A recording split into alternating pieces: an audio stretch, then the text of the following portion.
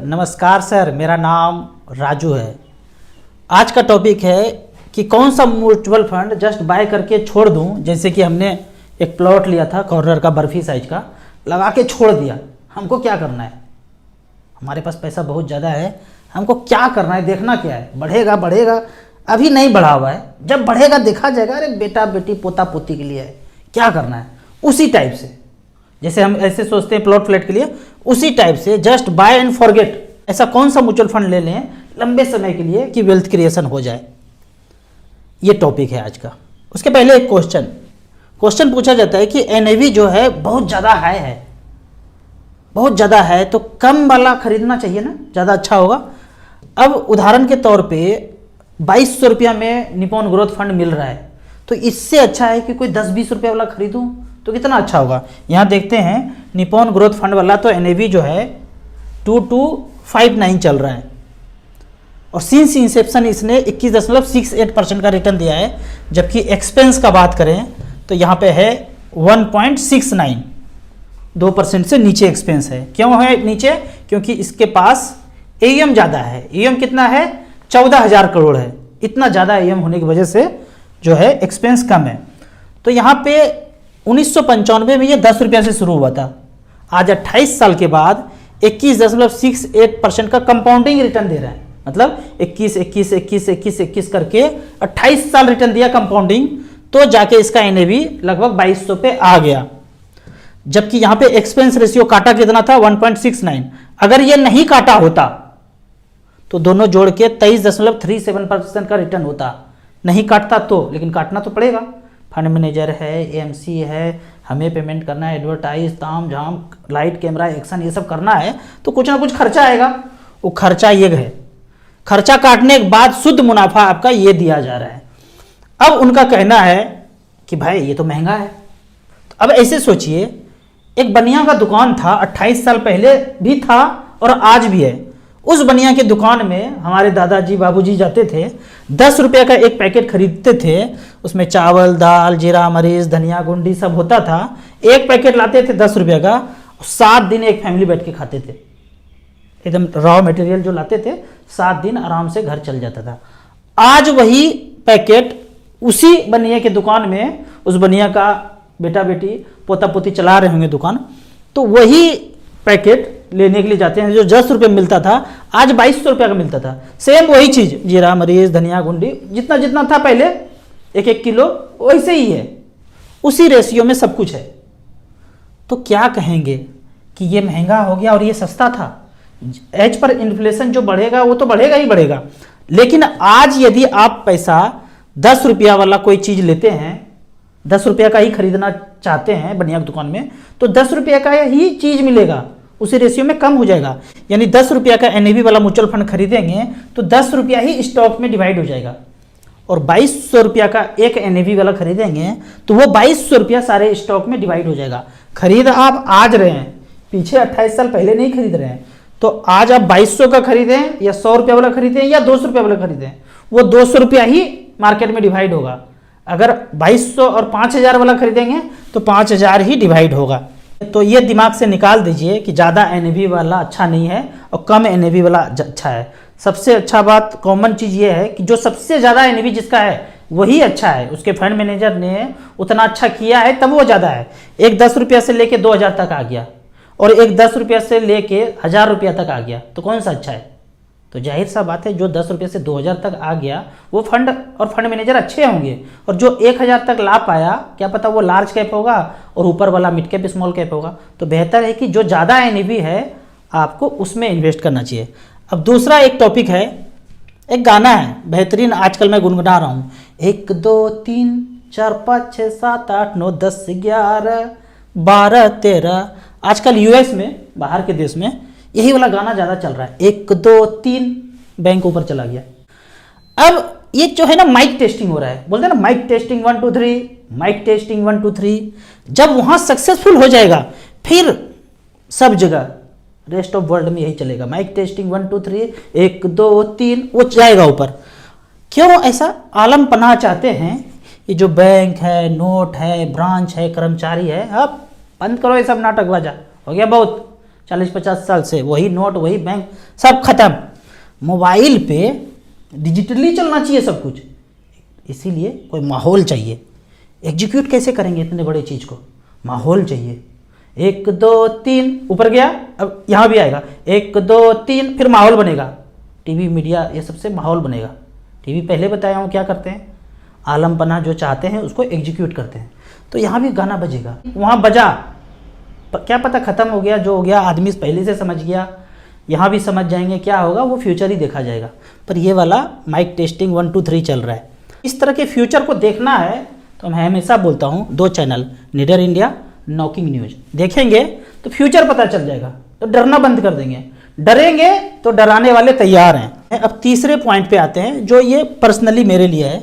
जो लोग 60,000 62,000 लोग देख रहे हैं और मेरे साथ पर्सनली काम करना चाहते हैं, यूट्यूब पे वीडियो मेरे जैसा बनाना चाहते हैं और मेरे ही चैनल पे डाल के हमारे साथ काम करना चाहते हैं, तो एक कोर्स होता है CFP, काफ़ी लोग किए होंगे और आपके पास नॉलेज है, कंटेंट है, आपको ये डिलीवर करना है जो जनहित के लिए हो। मैं नॉर्मली सिर्फ म्यूचुअल फंड का वीडियो बनाता हूँ, तो मेरे चैनल पे सिर्फ म्यूचुअल फंड का ही वीडियो होगा। फाइनेंशियल न्यूज, फाइनेंशियल वीडियो कर सकते हैं जो आपके इंटरेस्ट का हो और वो जनहित के लिए हो, तो यहाँ आके हमारे साथ काम कर सकते हैं। वो वीडियो हमारे ही चैनल पे पब्लिश होगा और फिर हम मिलके साथ काम कर सकते हैं आगे। यदि कोई इंटरेस्टेड पर्सन हो तो मेरे व्हाट्सएप नंबर पे वीडियो आप बना करके 1-2 डालिए, कंटेंट अच्छा होगा, फिर आगे बात करके आगे बढ़ेंगे। अब पहले क्वेश्चन पे आते हैं, कौन सा बाय करके फॉरगेट कर दूं? उसके पहले एक और न्यूज है, सेबी का एक न्यूज आया है। न्यूज इस तरह से है, न्यूज ये है कि SEBI allow parents to invest in minor MF folio, मतलब पेरेंट्स हैं आप तो आप अपने बच्चे के नाम पे इन्वेस्ट कर सकते हैं, ऐसा एक रूल आया है। पहले क्या था, जैसे मैंने अपने बच्चे के नाम पे इन्वेस्ट कराया है, तो मैं हूं, यहाँ 2 हमारे बच्चे हैं, तो बच्चे का एक अकाउंट खोलना पड़ा। बच्चे के अकाउंट खोलने के लिए क्या करना पड़ता था, नाम बच्चे का रहेगा लिखा हुआ चेकबुक पे अकाउंट में, पर आपका ही पैन और आपका ही आधार लगेगा, एज ए गार्जियन आप होंगे, मतलब सब कुछ आपका रहेगा, बच्चे का नाम चेक पे आ जाएगा, सब कुछ आपका रहेगा। उसके बाद ही म्यूचुअल फंड में आप इन्वेस्ट कर सकते थे, बच्चे के नाम का चेक होना चाहिए था, अकाउंट नंबर होना चाहिए था। अब इस नियम को सेबी ने बोला हटा दो, जब पेरेंट्स का ही सब कुछ है तो उनके ही नाम से आप इन्वेस्ट कर सकते हैं, नाम बच्चे का आ जाएगा।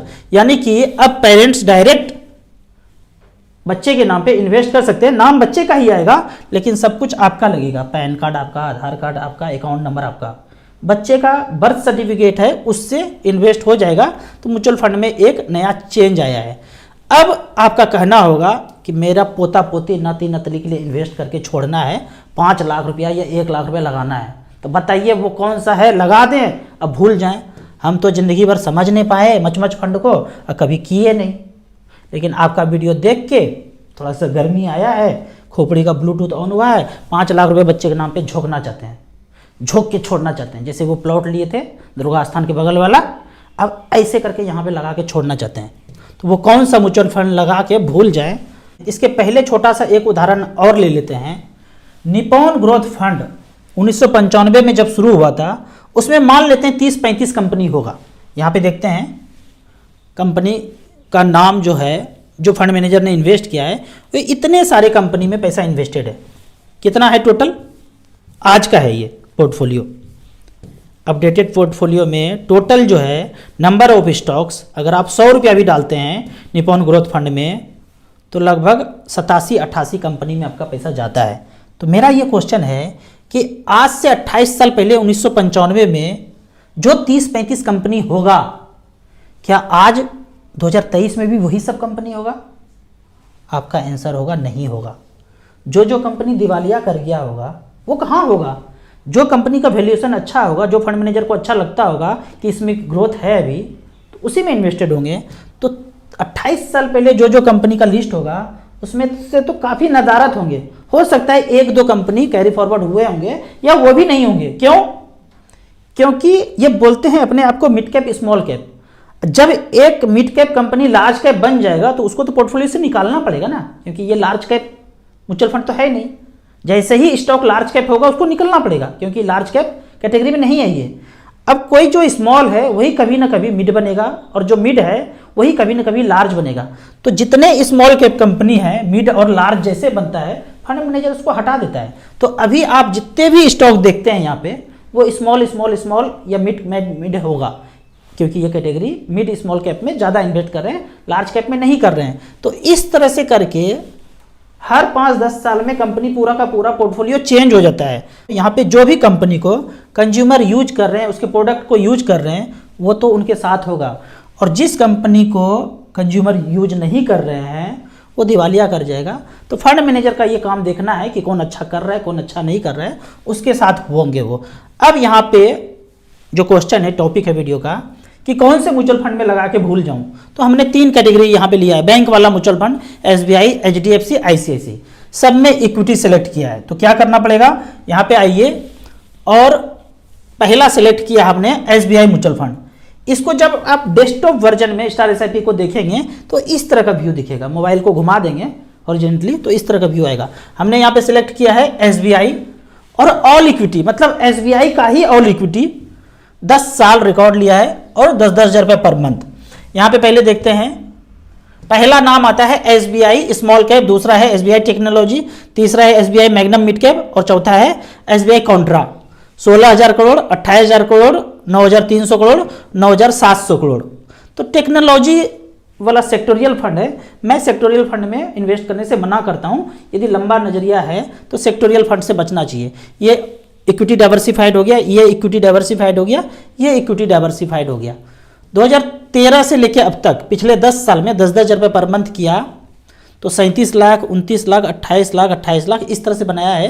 21%, 17%, 16%, 16% का रिटर्न है। ये तो हुआ SBI म्यूचुअल फंड में कौन कौन सा फंड अच्छा है। अब बात करते हैं HDFC म्यूचुअल फंड का। इसमें भी ऑल इक्विटी HDFC का फंड सिर्फ दिख रहा है। तो HDFC small cap AUM 15,000 crore, 10,000 रुपये पर मंथ किया था पिछले 10 साल में, तो 31 लाख बनाया 18% के रिटर्न से।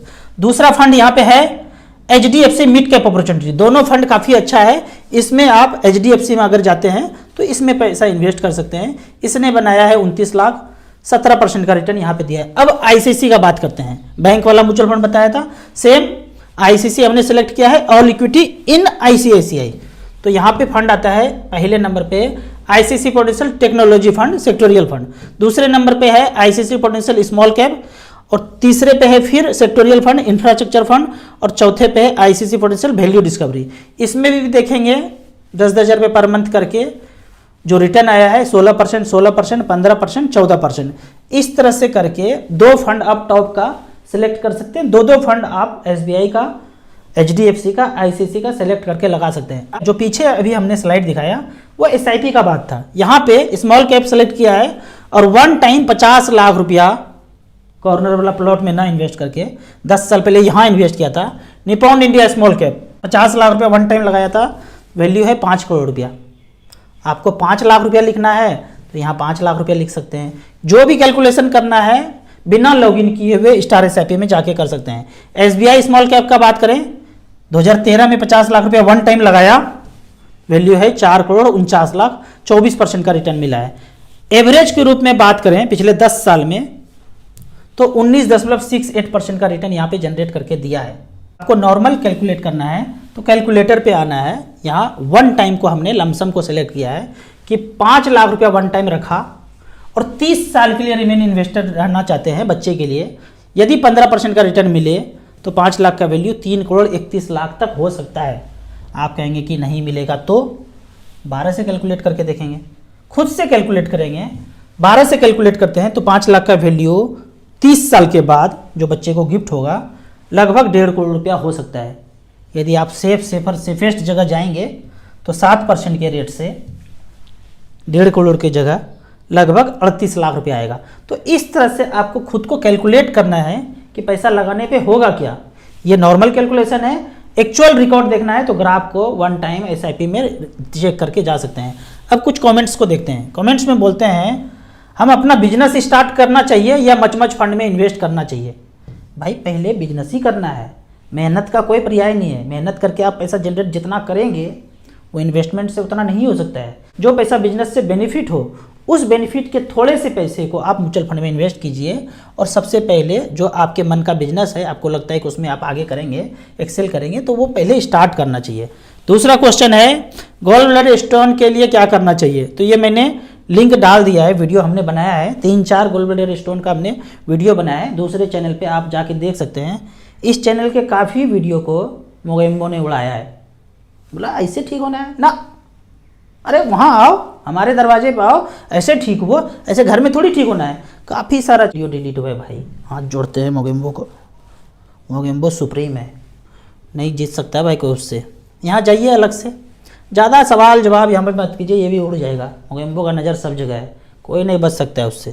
क्या HW पहुँच कर सकते हैं? बिल्कुल नहीं कर सकते हैं। ये वाला क्वेश्चन अगर ऊपर वाले देख रहे होंगे, MC वाले, तो करने का फैसिलिटी दे देंगे। अभी तो SIP में ही इतना झमेला है, पहुँच वॉच करने का सब जगह नहीं है। कैसे करना है फिर? स्टॉप कर दीजिए, 4-5 महीना पहुँच करना चाहते हैं फिर से स्टार्ट कर दीजिए। 1 रुपया का रत्ती भर का फर्क नहीं पड़ता है, आप पॉज करें या स्टॉप करें बात बराबर है, 1 रुपया का भी फर्क नहीं पड़ता है। अगला क्वेश्चन है, मोबाइल पे सही से व्यू नहीं आता है आपके वेबसाइट का starsip.in का। यदि आपको सही व्यू नहीं आता है तो मेरे पर्सनल नंबर पे मुझे स्क्रीनशॉट भेजिए, मैं अपने वेंडर को भेजूंगा, बोलूँगा भाई ये सब तहलका बवंडर जो भूकंप आ रहा है वेबसाइट पे, इसको धीरे धीरे क्लियर करो। तो आप मुझे इस तरह से फीडबैक ज़रूर दीजिए। आपको इसी तरह या उसी तरह म्यूचुअल फंड के बारे में और कुछ जानना है, इन्वेस्टमेंट के बारे में जानना है, तो इस नंबर पे मुझे व्हाट्सअप कर सकते हैं। कमेंट्स में अच्छा क्वेश्चन पूछिए, मैं जवाब देता रहूँगा। आपको वीडियो अच्छा लगे तो फैमिली मेम्बर्स के बीच, व्हाट्सअप यूनिवर्सिटी में दोस्तों के बीच इसे ज़रूर शेयर करें। यूट्यूब पे देख रहे हैं तो लाइक एंड शेयर जरूर करें। Thank you so much.